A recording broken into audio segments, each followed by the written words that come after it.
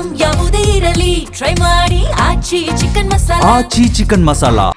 ಇದು 2012ರಲ್ಲಿ ನಾವು ಭೀಮಾ ತೀರದಲ್ಲಿ ಅಂತ ಒಂದು ಸಿನಿಮಾ ಮಾಡಿದ್ವಿ. ನಿರ್ಮಾಪಕ ಅಂಜಿ ನಾಗರಾಜ್ ಅವರು ತುಂಬ ಅಂದರೆ ತುಂಬ ಕಷ್ಟಪಟ್ಟು, ಒಬ್ಬ ಟೆಕ್ನಿಷಿಯನ್ ಅವರು. ನಾನು ಅವ್ರ ಜೊತೆ ತುಂಬ ಪಿಕ್ಚರ್ ಕೆಲಸ ಮಾಡಿದ್ದೀನಿ. ಅವರೊಂದು ಸಿನಿಮಾ ಮಾಡಬೇಕು ಅಂತ ಹೊರಟಾಗ ಈ ಸಿನಿಮಾಗೆ ಏನು ಬೇಕು, ಕಲಾವಿದರಾಗಿರ್ಬೋದು, ಟೆಕ್ನಿಷಿಯನ್ಸ್ ಆಗಿರ್ಬೋದು, ಮತ್ತು ಪ್ರಾಪರ್ಟೀಸ್ ಎಲ್ಲ ಫುಲ್ ಓವರಾಲ್ ಸಿನಿಮಾ. ಒಬ್ಬ ಟೆಕ್ನಿಷಿಯನ್ ಈ ಥರ ಸಿನಿಮಾ ಮಾಡೋದು ತುಂಬ ಅಪರೂಪ. ಸ್ವಲ್ಪ ನನ್ನ ಸಾಕೋದು ಒಂಥರ ಬಿಳಿ ಆನೆ ಸಾಕ್ದಂಗೆ ನಂಗೆ ಗೊತ್ತು. ಬಟ್ ಅದು ತಡ್ಕೊಂಡು ತುಂಬ ಖರ್ಚು ಮಾಡಿ ನಾ ಏನು ಕೇಳಿದೆ ಅದನ್ನೆಲ್ಲ ಕೊಟ್ಟರು. ನಿಜವಾಗ್ಲೂ ಈ ಸಿನಿಮಾಗೆ ಎಲ್ಲ ಏನೇ ಹೇಳಿದ್ರು ಕೂಡ ರಾತ್ರಿ ಆಗಲೂ ಕಷ್ಟಪಟ್ಟಿರೋ ಒಬ್ಬ ನಾಯಕ ನಟ ಅಂತಂದ್ರೆ ನಿಜವೂ ಅಂಜಿ ನಾಗರಾಜ್ ಅಂತ ಹೇಳಿದ್ರೆ ತಪ್ಪಾಗಲ್ಲ. ನಮ್ಮ ಕಲಾವಿದರು ತೊಗೊಂಡ್ರೆ ದುನಿಯಾ ವಿಜಯವರಾಗಿರ್ಬೋದು, ಪ್ರಣೀತಾ ಅವರು, ಲೋಹಿತ್ ಅಶ್ವ ಅವರು, ಮತ್ತು ಬೇರೆ ಎಲ್ಲ ಲೋಕನಾಥ್ ಸರ್ ಅಂತೂ ನಂಗೆ ತುಂಬ ಪೆಟ್ಟು. ಸೊ ಅವ್ರಿಗೆ ಆ ಪಾತ್ರ ಮಾಡಿಸ್ಬೇಕು ಅಂತ ನಂಗೆ ತುಂಬ ಆಸೆ ಇತ್ತು.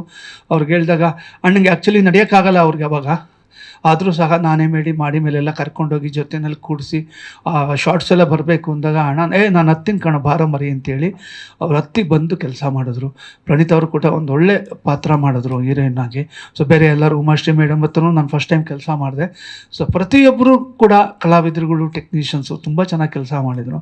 ಸೊ ಈ ಸಿನಿಮಾ ಆಫ್ಟರ್ ಲಾಂಗ್ ಟೈಮ್ ಈಗ ಅಂಜಿ ನಾಗರಾಜ್ ಅವರು ಇದನ್ನು ತಮಿಳಲ್ಲಿ ಮತ್ತು ತೆಲುಗು ಮತ್ತು ಮಲಯಾಳಿ ಎಲ್ಲ ಭಾಷೆಯಲ್ಲೂ ಡಬ್ ಮಾಡಬೇಕು, ತುಂಬ ಆಫರ್ಸ್ ಬಂದಿದೆ ನನಗೆ, ತುಂಬ ಚೆನ್ನಾಗಿದೆ ಅಂತೇಳಿ. ನಾನು ಆಗಲೂ ಸಹ ಹೇಳಿದ್ದೆ, ನಿಮ್ಗೊಂದು ಒಳ್ಳೆ ಪಿಕ್ಚರ್ ಆಗುತ್ತಿದ್ದು, ನೀವು ಕಷ್ಟಪಡಿ, ಸಿನಿಮಾನ ಪ್ರೀತಿಸಿ, ಸಿನಿಮಾ ನಿಮ್ಮನ್ನು ಪ್ರೀತಿಸುತ್ತೆ ಅಂತ ಹೇಳಿದ್ದೆ. ಅದನ್ನು ಅವ್ರು ಫಾಲೋ ಮಾಡಿದ್ರು. ನಿಜವಾಗ್ಲೂ ನಂಗೆ ತುಂಬ ಖುಷಿ ಆಯಿತು. ಅವತ್ತು ಅವರು ಒಂದು ಒಳ್ಳೆ ತೀರ್ಮಾನದಲ್ಲಿ ಆ ಸಿನಿಮಾನ ರಿಲೀಸ್ ಮಾಡಿ ಒಂದು ಒಳ್ಳೆ ಲಾಭ ಪಟ್ಟು ಚೆನ್ನಾಗಿದ್ದಾರೆ ಅಂತಂದರೆ ಅದಕ್ಕೆ ನಾನು ಫಸ್ಟು ಸಂತೋಷ ಪಡ್ತೀನಿ. ಈಗಲೂ ಸಹ ಅವ್ರು ತುಂಬ ಕಷ್ಟಪಟ್ಟು ಈ ಸಿನಿಮಾ ಡಿಜಿಟಲಾಗೆಲ್ಲ ಮಾಡಿ, ಕಲರಿಂಗ್ ಮಾಡಿ, ತುಂಬ ಕಷ್ಟಪಟ್ಟೆಲ್ಲ ಮಾಡಿದ್ದಾರೆ, ಎಲ್ಲ ಡಬ್ಬೆಲ್ಲ ಮಾಡಿ. ಸೊ ಅವ್ರಿಗೆ ಒಳ್ಳೇದಾಗಬೇಕು, ಈ ಸಿನಿಮಾ ಎಲ್ರಿಗೂ ಇಷ್ಟ ಆಗಲಿ ಅಂತ ನಾನು ಕೇಳ್ಕೊತೀನಿ.